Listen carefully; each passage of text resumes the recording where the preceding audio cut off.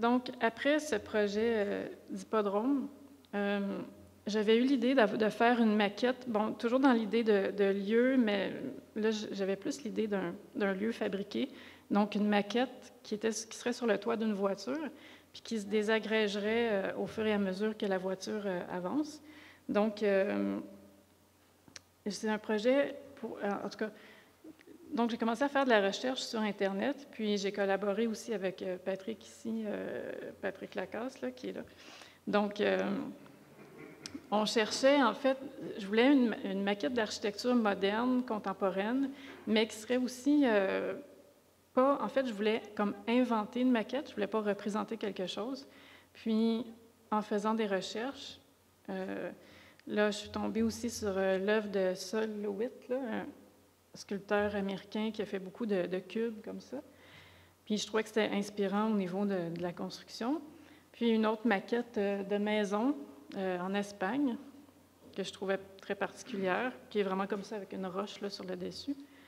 Puis, à partir de ça, donc, l'idée, c'était de faire une maquette, puis de la mettre sur le toit d'une voiture. Et pour faire rouler la voiture, il fallait trouver un lieu. Et donc, à ce moment-là, il y avait l'aéroport Mirabel, qui était toujours... qui était abandonné, bien pas abandonné, mais qui avait plus de vol pour les particuliers depuis 2004, je pense. Donc, l'édifice était toujours là, mais c'était comme encore là, à moitié utilisé. Donc, je me suis dit que ça pouvait être un lieu intéressant pour rouler avec la voiture, avec la maquette dessus. Donc, avant, je vais vous montrer juste la maquette. Donc, à partir des images que j'avais trouvées sur Internet, avec Patrick, on a commencé à imaginer une maquette qui serait un lieu imaginaire, justement.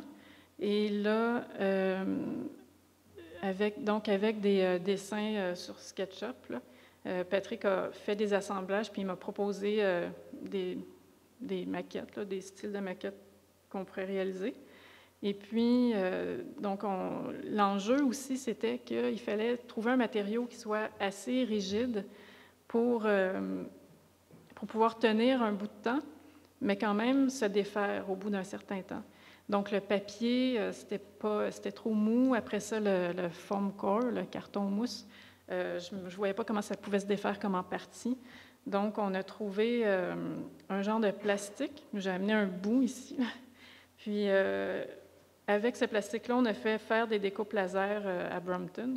Puis, donc, pour assembler la maquette.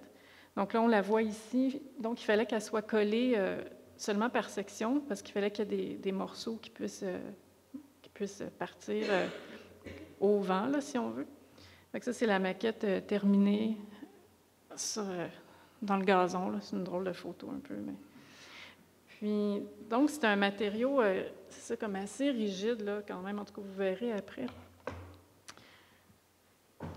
Et ça, c'est la maquette sur le lieu. Mais ce que je veux montrer aussi, c'est le lieu comme tel. Donc, il fallait trouver un endroit pour rouler. Donc, là, il y a le No Trespassing. Ah, merde. Avec quelqu'un qui passe par-dessus. En tout cas, idéalement, je me dis peut-être qu'on aurait pu rouler là, mais bon, c'est aussi une question de permission. Fait que là, il y avait cette route-là. Puis, donc, cette route-là n'était pas trop utilisée parce qu'il y a quelques compagnies là, qui sont comme Bell Hélicoptère, puis quelques autres compagnies qui sont là, mais c'est quand même assez pas très occupé comme route. Donc, je me disais, il y a peut-être la possibilité de rouler sur cette route-là avec la maquette. Mais en même temps, comme vous avez vu le matériau qu'on a utilisé pour faire la maquette, c'est quand même rigide. Puis, comme je me disais, ça ne va sûrement pas se détruire d'un coup. Il va falloir faire des essais, aller-retour, tout ça. Fait que ça va probablement être dangereux sur la route comme ça. Donc, il faudra peut-être finalement avoir un espace qui est plus... où il n'y a pas d'autres voitures là, qui peuvent rouler. Donc, à côté de la route qu'on voit, il y a ce terrain-là qui est un stationnement qui était presque, qui était plus utilisé finalement, puis qui était quand même assez grand. Donc, j'ai demandé la permission aux communications de l'aéroport de pouvoir avoir un après-midi pour utiliser ce stationnement-là avec la voiture. Donc, on voit que c'est un peu raboteux, fait que c'est sûr que ça fait aussi des plans qui bougent, là, tu sais, qui sont pas comme... Donc, ça, c'est la maquette sur le lieu. La façon dont on a fait ça, c'est qu'il y avait une caméra, en fait, il y avait 2 caméras sur ce camion-là. Une caméra qui était, la caméra vidéo avec le point de vue principal, si on veut, puis une autre caméra avec un point de vue ralenti, donc une caméra qui fait plus d'images secondes, pour faire les 2 points de vue. Ça, c'est la maquette. Puis ça, c'est la boîte. En tout cas, on avait transporté la maquette sur la boîte, puis avec des morceaux de rechange aussi. Donc, ça,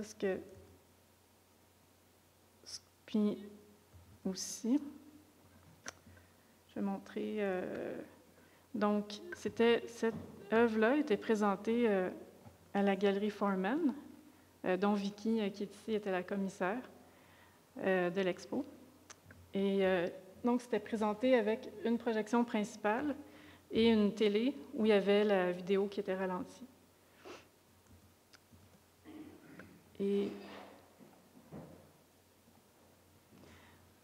donc, comme je disais que mes points de vue sont assez frontaux, assez simples en vidéo, là. C'est encore une vidéo où c'est tout simplement l'aérogare qui est filmé. Et la plupart de la vidéo est sans son, sauf quand la maquette arrive. Donc, c'est des plans qui sont... je dis aussi que mon approche de la vidéo est très photographique, parce que c'est comme des photographies, là, pratiquement. Donc, on voit différents plans comme ça, qu'on peut deviner que l'aérogare est fermé ou pas en fonction, parce que, bon, comme un aérogare, c'est supposé être vraiment toujours occupé. Donc, on voit ces plans-là, puis à un moment donné, la maquette arrive. Je vais vous laisser...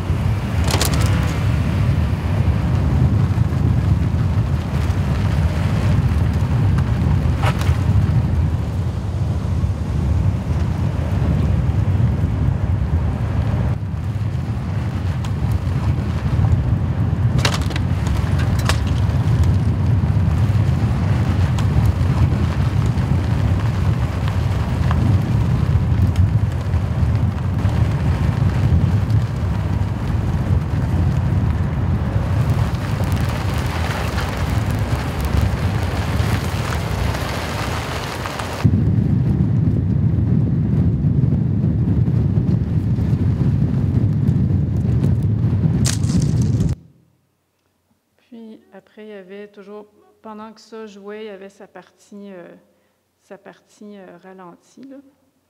Et en fait, l'idée de faire aussi la maquette, que le sujet devient la maquette qui se défait, c'est aussi une façon d'aborder l'espace, essayer d'aborder l'espace d'une nouvelle façon, parce que dans mon sujet où les lieux sont les personnages, c'est sûr que ça fait des plans assez fixes. Donc, il faut comme j'essaie de trouver une façon de filmer l'architecture autrement, si on veut. Donc là, la maquette, c'était comme un peu une genre de performance d'un objet. Puis, donc, il y a un peu habituellement, j'aime que mes images soient quand même très maîtrisées ou contrôlées. Là, c'est sûr que c'est un projet où je ne pouvais pas savoir vraiment d'avance qu'est-ce qui allait arriver dans la construction de l'image. Puis, c'est une vidéo qui est un peu plus rough, là, avec l'autre plan d'avant qu'on voyait, comme il fallait que la maquette brise, il fallait que Patrick, qui conduisait, donne des coups un peu là, pour accélérer, parce que sinon, elle brisait, mais pas tout à fait. En tout cas, c'est un peu de l'essai-erreur. Donc, c'est ça. Puis c'est un peu comme, pas ironique, là, mais quand même plus un projet sur la destruction d'utopie, ou surtout, en fait, que maintenant, l'aérogare qu'on voit à l'arrière-plan, il est complètement détruit maintenant. Donc, en tout cas, c'est pas que c'est un message, là, mais c'est un peu dans le... Donc, je vais juste avancer.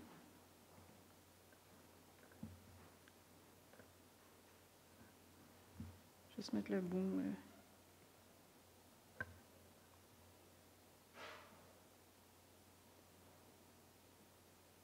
Je vais juste terminer avec le boom qui est au ralenti, là, que j'aime voir partir à la fin.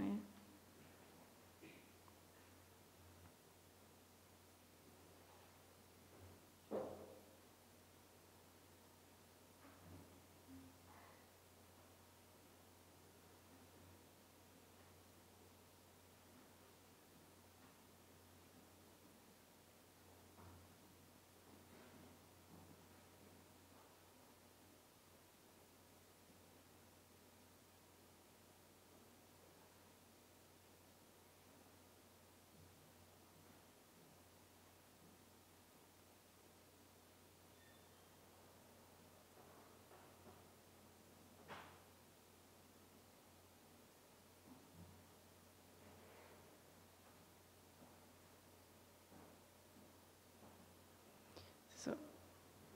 Fait que c'est ça. Fait qu'il y avait un petit peu l'idée du sabotage aussi, là, qui était quand même dans ce projet-là, là, le sabotage architectural, ou en tout cas les utopies architecturales. Ensuite, on serait rendu à l'autre projet, comme le troisième projet que je voulais présenter. À moins qu'il y ait des questions maintenant sur le projet avec la maquette, mais je peux répondre après aussi, mais oui.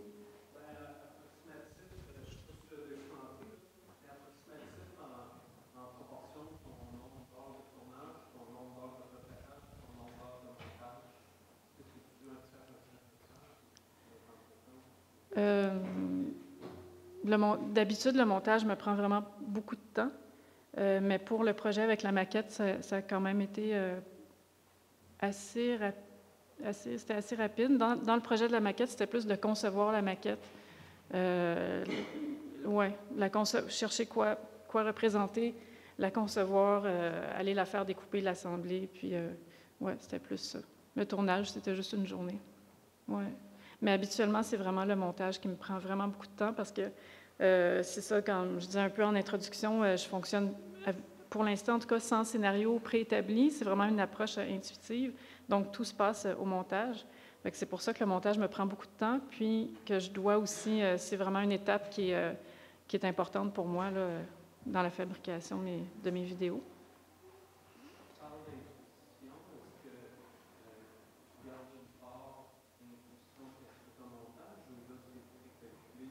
Non, justement, c'est pas calculé, c'est au fur et à mesure que je vois les images puis que je fais le montage que je construis. Fait que c'est pour ça que c'est long, là.